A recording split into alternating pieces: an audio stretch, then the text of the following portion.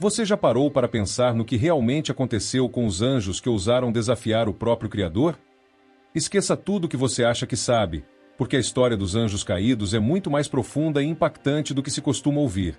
Estamos falando de uma batalha cósmica, de um poder tão antigo quanto o próprio tempo, onde escolhas feitas em outro plano ainda afetam cada detalhe da nossa existência. Talvez você nunca tenha imaginado que seres celestiais pudessem cair tão baixo, mas a verdade é que a queda deles moldou o mundo como conhecemos, e acredite, a influência deles ainda está presente entre nós. Quer descobrir como essa história está diretamente ligada à sua vida? Fique comigo e prepare-se para ver os anjos caídos sob uma nova perspectiva, uma que poucos ousam explorar. A rebelião dos anjos, liderada por Lúcifer, é um dos eventos mais dramáticos registrados nas Escrituras, onde um terço dos anjos se voltou contra Deus, desafiando a ordem celestial. Em Apocalipse 12, versículo 4, lemos: A sua cauda arrastou a terça parte das estrelas do céu, lançando-a sobre a terra. Este versículo não só descreve o ato, mas também o impacto devastador dessa revolta, que trouxe um caos sem precedentes ao cosmos. Essa passagem nos faz refletir sobre o poder do livre-arbítrio, dado tanto a anjos quanto a humanos, e como escolhas equivocadas podem ter consequências imensuráveis. Lúcifer, uma vez um querubim exaltado, permitiu que o orgulho tomasse conta de seu coração, o que é um alerta claro para todos nós. Ezequiel 28, versículo 17 afirma: Elevou-se o teu coração por causa da tua formosura, corrompeste a tua sabedoria por causa do teu resplendor. Este versículo expõe a raiz do pecado de Lúcifer, que foi sua vaidade. Quantas vezes, em nossa própria vida, não nos deixamos levar por sentimentos semelhantes, acreditando que somos mais do que realmente somos? Isso nos leva a reconsiderar nossas atitudes diárias, buscando sempre a humildade e a sabedoria para evitar os mesmos erros. O resultado dessa rebelião foi catastrófico, e suas repercussões ainda são sentidas. A guerra no céu, descrita em Apocalipse 12, versículo 7, nos lembra que as escolhas feitas no reino espiritual têm reflexos aqui na terra. Houve então uma guerra no céu. Miguel e seus anjos lutaram contra o dragão, e o dragão e os seus anjos revidaram. Essa batalha celestial serve como um aviso de que a luta entre o bem e o mal é contínua e que nossas escolhas, por mais pequenas que pareçam, têm um papel crucial nesse conflito eterno.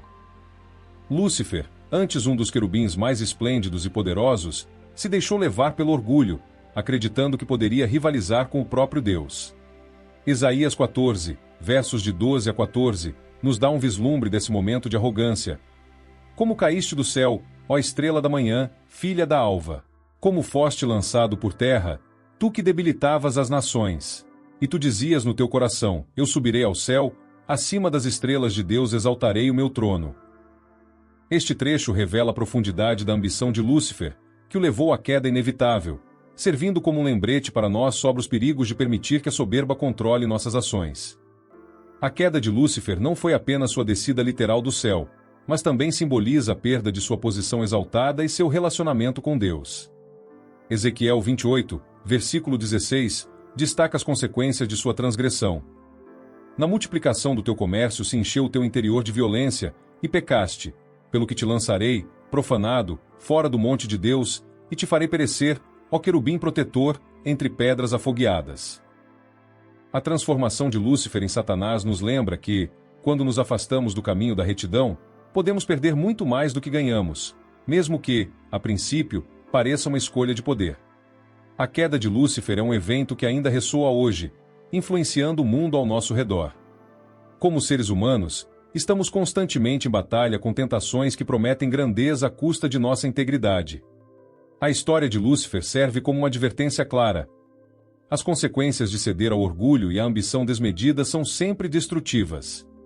Este exemplo nos inspira a manter a humildade e a vigilância em nosso caminho, para que não caiamos na mesma armadilha que levou Lúcifer à ruína. A batalha no céu é um dos eventos mais épicos registrados na Bíblia, onde as forças leais a Deus, lideradas pelo arcanjo Miguel, enfrentaram o exército rebelde de Lúcifer. Em Apocalipse 12, versos de 7 a 8, está escrito: Houve então uma guerra no céu. Miguel e os seus anjos lutaram contra o dragão, e o dragão e os seus anjos revidaram. Mas estes não foram suficientemente fortes, e perderam o seu lugar no céu. Essa batalha não foi apenas física, mas uma colisão de forças espirituais, simbolizando a eterna luta entre o bem e o mal, uma luta que continua a reverberar na existência humana.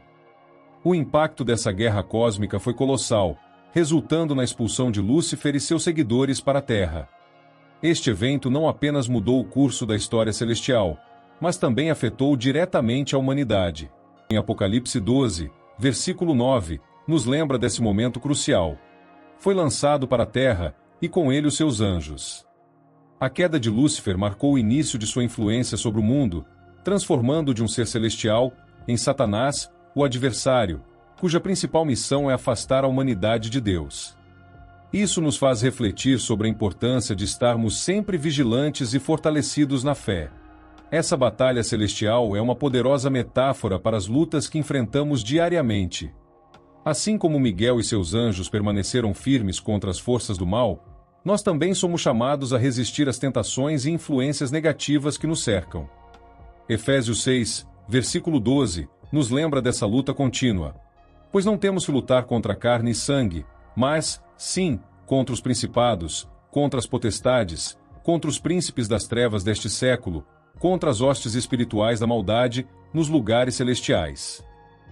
Ao reconhecer que nossa batalha é tanto espiritual quanto física, podemos buscar as armas certas, como a oração, a fé e a sabedoria, para vencer.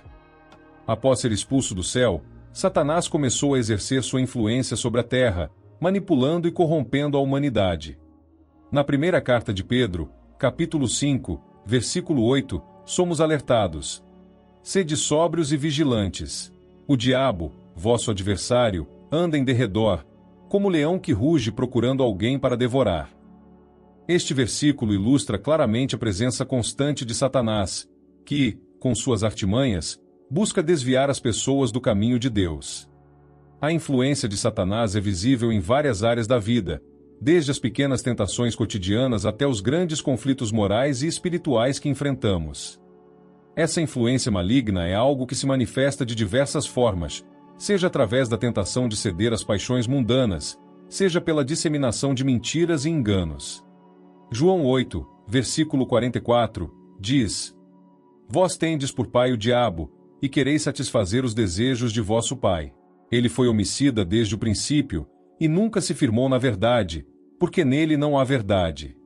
Esse versículo destaca o caráter enganador de Satanás, que constantemente tenta distorcer a verdade para nos afastar de Deus.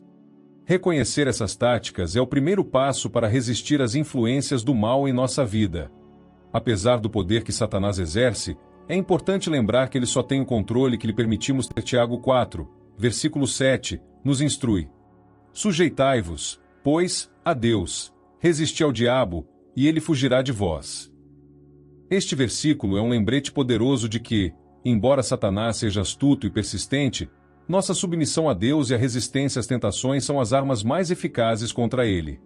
Ao permanecermos firmes na fé e na obediência a Deus, podemos neutralizar a influência de Satanás e viver em conformidade com a vontade divina.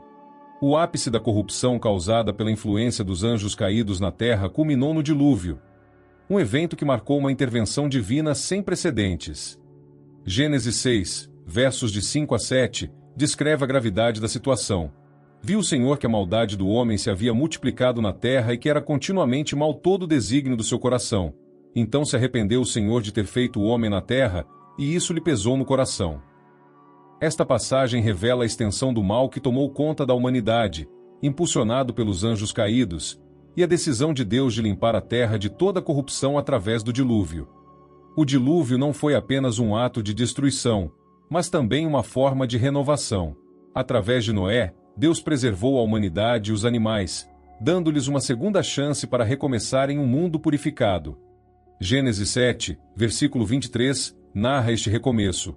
Assim foram exterminados todos os seres que havia sobre a face da terra, desde o homem até o animal, até o réptil e até a ave do céu, e foram extintos da terra, e ficou somente Noé e os que com ele estavam na arca.